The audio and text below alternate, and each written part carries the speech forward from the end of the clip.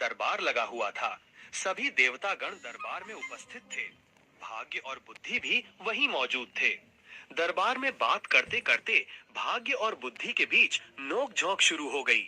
भाग्य कहता है, जो काम मैं करता हूँ वो बुद्धि नहीं कर सकती। तो बुद्धि कहती है, मूर्ख मत बनो। जब मैं किसी का साथ छोड़ देती हूँ तो वो आदमी पागल हो जाता है और मृत्यु को प्राप्त हो जाता है। तुम कितना भी उसका साथ दे दो, लेकिन वो मेरे बिना कुछ नहीं कर सकता।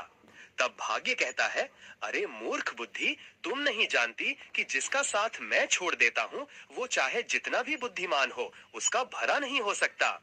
तब बुद्धि कहती है, मैं बड़ी हूँ और मैं ही श्रेष्ठ हूँ।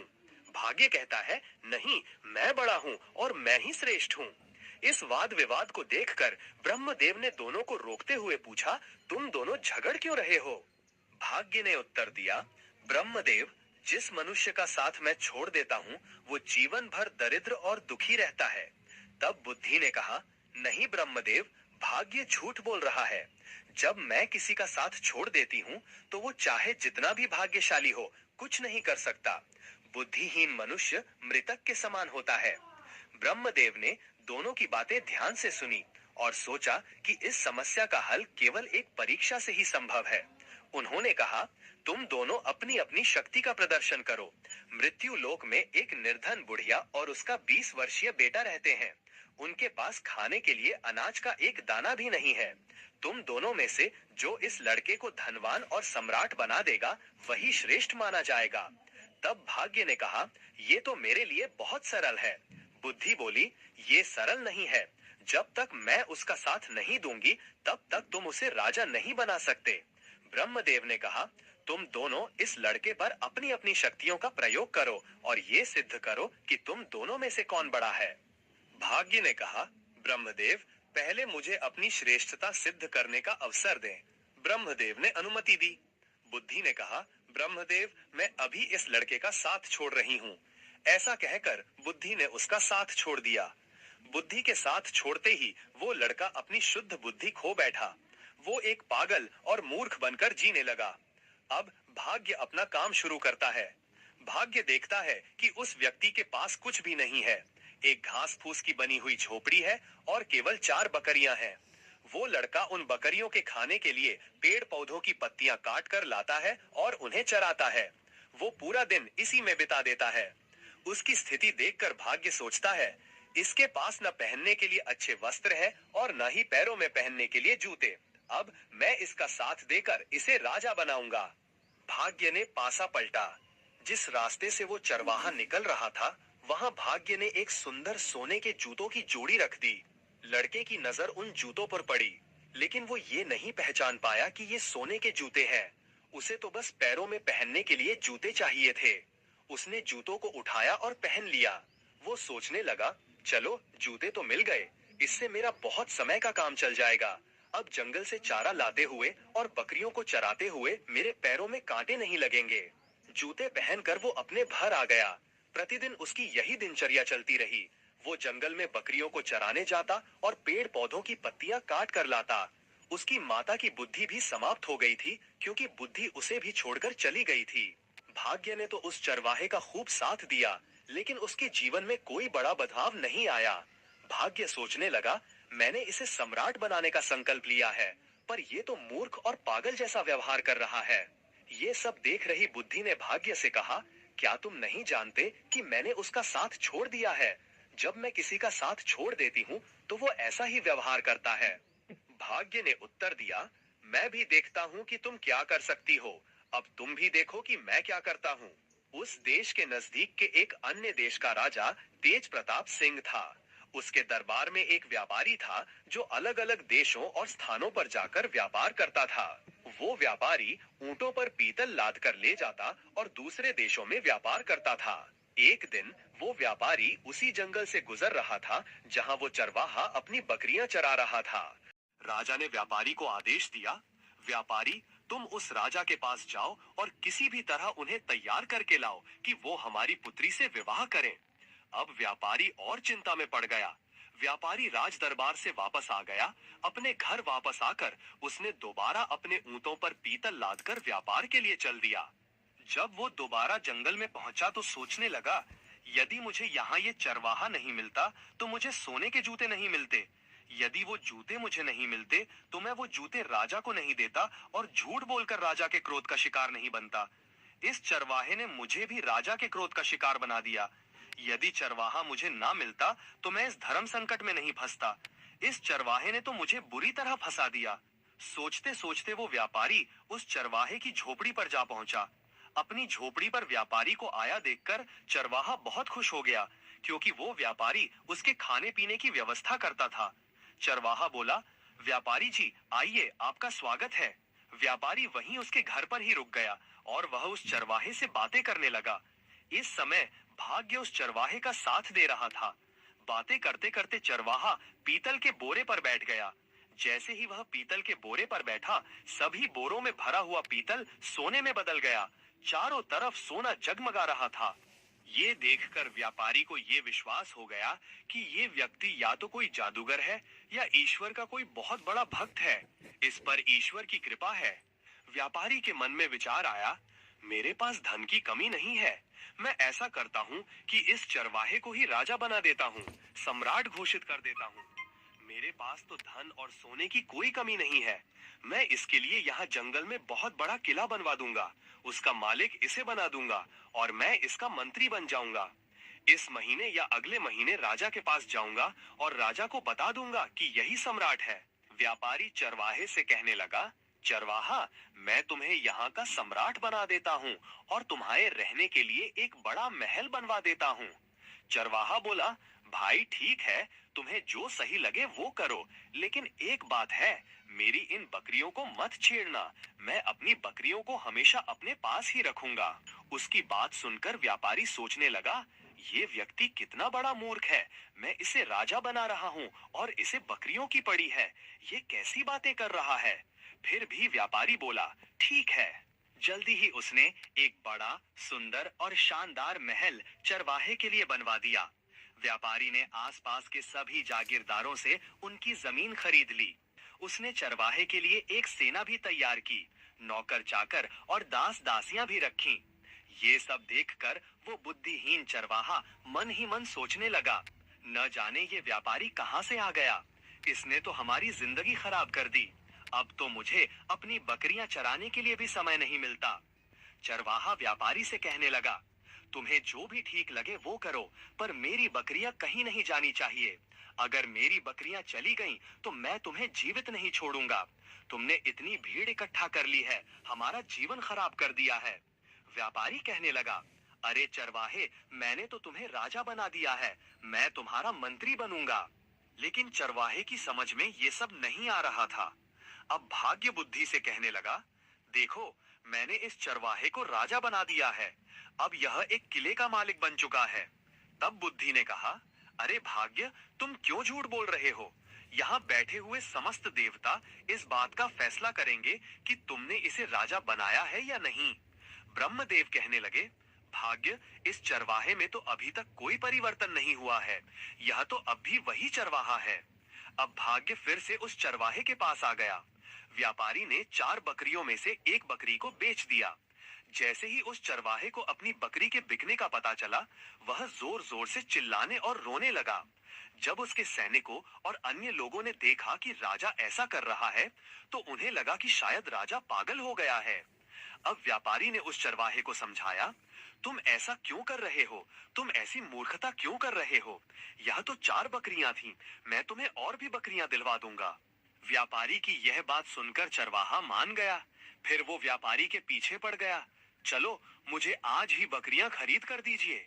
व्यापारी ने उससे कहा, देखो भाई, अब तुम सम्राट बन गए हो, राजा बन गए हो, ऐसी छोटी छोटी बातें क्यों करते हो। बच्चों जैसी बातें मत करो। मैं तो तुम्हारा विवाह करवाऊंगा। अपनी माता से पूछो, हमारे यहाँ के राजा तेज प्रताप सिंह की पुत्री बहुत ही सुंदर है, उनसे तुम्हारी शादी करवाऊंगा। लेकिन चरवाहे में तो बुद्धि ही नहीं थी। वो व्यापारी से कहने लगा, तुम मेरा क्या विवाह करवाओगे। उसकी माता भी कहने लगी, अब विवाह से क्या होगा, हमारी जिंदगी तो तुमने खराब कर ही दी है। तुमने हमें इतनी भीड़ भाड़ में लाकर पटक दिया है। कहाँ हम इतनी शांति से रहते थे, अपनी बकरियां चराते थे और अपनी झोपड़ी में मजे से रहते थे। अब व्यापारी सोचने लगा, लगता है ये दोनों माँ बेटा पागल है। अब मैं क्या करूं? ऊपर से उसे महाराज तेज प्रताप सिंह का डर सता रहा था। ऐसे ही समय गुजरता गया। तब तक 6 महीने का समय पूरा हो गया। अब व्यापारी अपने देश में महाराज तेज प्रताप सिंह के पास पहुंचा।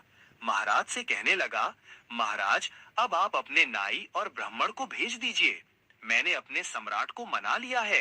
वो आपकी बेटी से शादी करने के लिए तैयार है। ये सुनकर राजा तेज प्रताप सिंह बहुत खुश हुए। उन्होंने नाई और ब्राह्मण को बुलाया और उन दोनों को व्यापारी के साथ सम्राट के पास भेज दिया। व्यापारी उन दोनों को लेकर चल पड़ा और उन्हें चरवाहे के महल में लेकर आया। व्यापारी चरवाहे से बोला, अब तुम चुप रहना, अब बिल्कुल मत बोलना, नहीं तो महाराज तेज प्रताप सिंह तुम्हें और मुझे दोनों को फांसी की सजा दे देंगे। ये सुनकर चरवाहा बुरी तरह डर गया और व्यापारी की बात मान गया। राजा के नाई और ब्राह्मण उसकी सगाई कर देते हैं और शुभ मुहूर्त देखकर विवाह का दिन तय कर उसे बता देते हैं कि आपको इस दिन बारात लेकर महल में आना। इसके बाद नाई और ब्राह्मण वापस अपने राज्य लौट जाते हैं। महल में पहुंचने के बाद राजा ने उनसे पूछा, सम्राट कैसा है? नाई और ब्राह्मण बोले, महाराज, उसके पास तो किसी चीज की कमी नहीं है। बहुत सारा सोना है, खजाने भरे पड़े हैं। वो तो बहुत ही महान राजा दिखाई पड़ता है। उनकी बात सुनकर राजा तेज प्रताप सिंह बड़े प्रसन्न हुए। अब तेज प्रताप सिंह ने आज से ही शादी की तैयारी शुरू कर दी। धीरे धीरे समय बीतता गया और विवाह का शुभ दिन नजदीक आ पहुंचा। विवाह के दिन व्यापारी ने चरवाहे को खूब सजाया, दूल्हा बनाया और एक सुंदर रथ में बिठाकर उसकी बारात लेकर चल पड़ा। चरवाहे की बारात राजा तेज प्रताप सिंह के यहाँ पहुंच जाती है। जब राजा ने देखा कि बारात पहुंच चुकी है, तो वो अपने मंत्रियों के साथ ढेर सारे उपहार लेकर बारात का स्वागत करने के लिए नगर के द्वार की ओर चल पड़ा। दूसरी ओर जब चरवाहे ने देखा कि सामने से ढेर सारी तलवारें लेकर कोई राजा सेना के साथ आ रहा है, तो वो बुरी तरह डर गया और अपने रथ से उतरकर भागने लगा। चरवाहे को भागता देखकर व्यापारी ने सोचा, ये तो पक्का मुझे मरवाएगा। वो उसके पीछे भागा और उसे पकड़ लिया। व्यापारी ने उसे समझाया, राजा तुम्हें भी मार देगा और मुझे भी, तुम ऐसे क्यों भाग रहे हो? चरवाहा डर गया और बोला, ठीक है, लेकिन तुम्हें हर समय मेरे साथ ही रहना पड़ेगा। व्यापारी ने हाँ में सिर हिलाया। चरवाहा व्यापारी से कहने लगा, ये राजा तो तलवार लेकर आ रहा है, कहीं हमें काटेंगे तो नहीं? व्यापारी ने कहा, चिंता मत करो, वो तुम्हें कुछ नहीं कहेंगे। तुम्हारा विवाह होगा, तुम्हें दुल्हन मिलेगी, तुम डरो मत। इतना सुनकर वो चरवाहा वापस आकर अपने रथ पर बैठ गया। राजा ने देखा कि चरवाहा, जो अब राजा बन चुका था, देखने में बहुत सुंदर था। राजा ने बारात का स्वागत किया। वो मंडप में पीछे बैठ गया।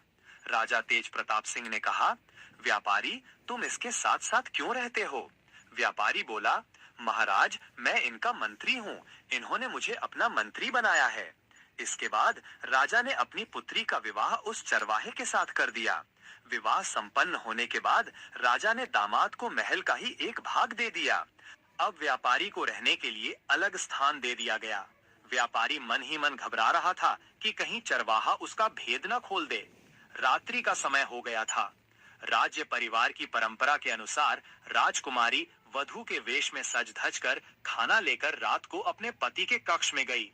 चरवाहे ने इतनी सुंदर और आभूषणों से लदी कन्या सपनों में भी नहीं देखी थी। वो डर गया। उस बुद्धिहीन चरवाहे को बचपन में अपनी दादी की सुनाई हुई कहानी याद आ गई, जिसमें एक राक्षसी सुंदर भेष बनाकर गहनों से सजी धजी किसी पुरुष को खा जाती थी। उसके मन में विचार आया, ये कोई राक्षसी तो नहीं है जो मुझे खाने के लिए आई है। बचपन में सुना था कि राक्षसी सुंदर रूप धारण कर आदमियों का खून पीकर उन्हें मार डालती है। राक्षसी के हाथ पड़ने से तो अच्छा है कि मैं यहाँ से भाग जाऊं। यही सोचकर वो उठा और राजकुमारी को धक्का देकर गिराता हुआ चिल्लाते हुए कमरे से निकल भागा। भागते भागते वो सीधे नदी के किनारे पहुंचा और पानी में कूद गया। जब उसे पानी में भी अपनी मृत्यु दिखाई दी, तो वो पानी से बाहर निकलकर नदी के किनारे बैठ गया। राजकुमारी के अपमान की बात सुनकर राजा आग बबूला हो गया। उसने अपने सैनिकों को आदेश दिया कि चरवाहे को जल्दी से ढूंढ कर लाया जाए। राजा के सैनिकों ने उसे नदी के किनारे बैठे देखा और पकड़कर राजा के पास ले आए। चरवाहे को देखकर राजा को क्रोध आ गया। उसने कठोर दंड देने का निश्चय किया और आदेश जारी कर दिया कि अगले दिन उसे मृत्यु दंड दिया जाएगा। ये सब देखकर भाग्य माथा पीट रहा था और सोच रहा था, ये तो मूर्ख निकला। मूर्ख ने मेरी सारी योजना चौपट कर दी। तभी बुद्धि मुस्कुराते हुए उसके पास आई और बोली, आखिर तुम हार ही गए। देख लिया तुमने, तुम्हारी लाख कोशिशों के बावजूद वो राजा नहीं बन सका। अब इस आदमी को सजा होने जा रही है।